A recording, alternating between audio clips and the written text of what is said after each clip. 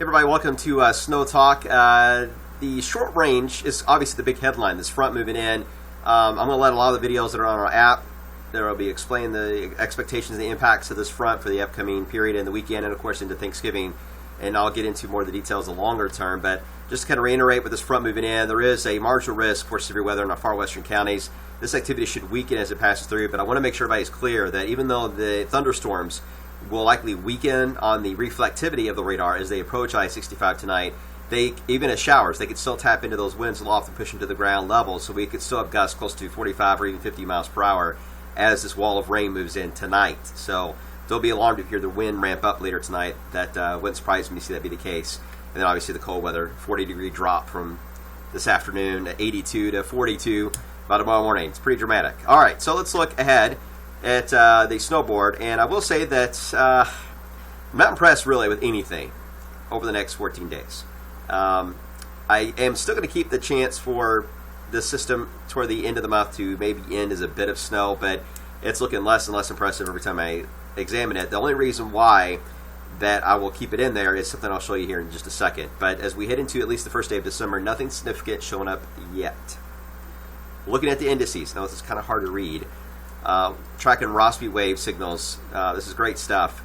This is the November and December forecast. Now, with the red is what's already happened. All right, so there's a warm air now that we're dealing with. It is showing a drop. Now, it has the drop, another one here around Thanksgiving.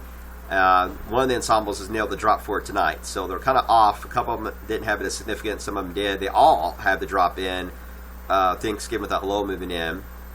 Nothing dramatic. I mean, this is the average line, the black line that's coming down to. So it's nothing dramatic. It's just a drop. It just tells me a wave is coming through.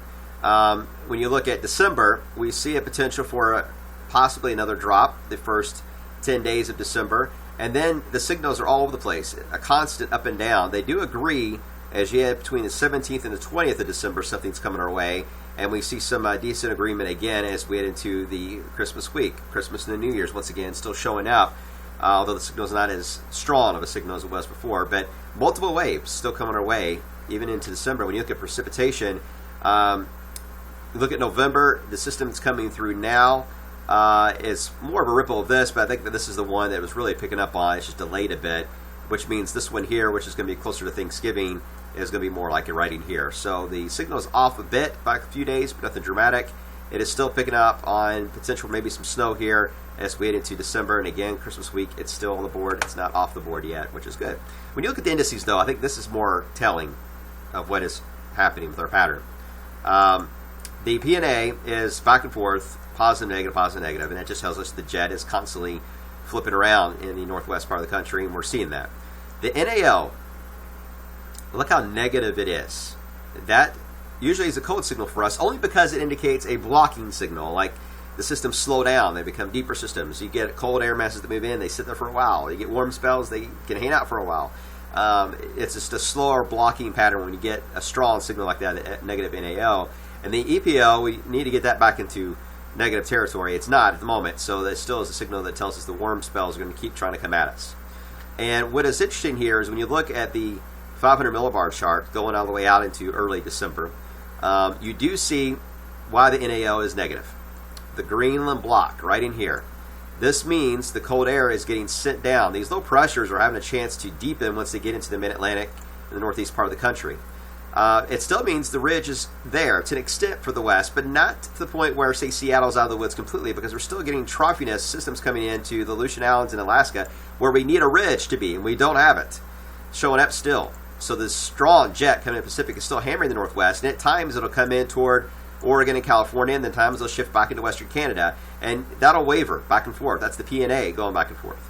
But when we see the NAO going negative like this, it tells us the block, the cold air is coming in at an angle, straight down through the Great Lakes and Northeast. The systems then can react to that and dig, and then curve sharply up the eastern seaboard.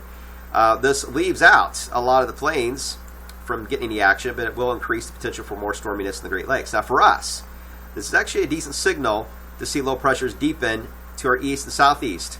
Not always a snowmaker, though, for us. In some cases, we will get the piece of energy to pass us, and then it'll deepen to our east.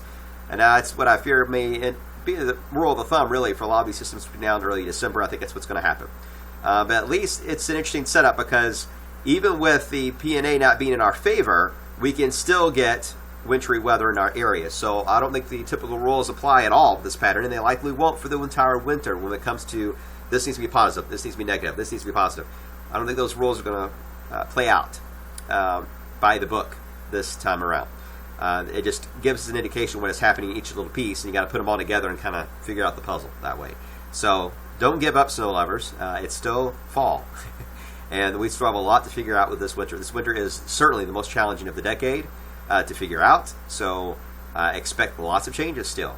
So if you don't like what we've said so far, stay tuned. I'm sure it'll change. If you love what we say so far, or have been saying, don't get too used to it. We may disappoint you.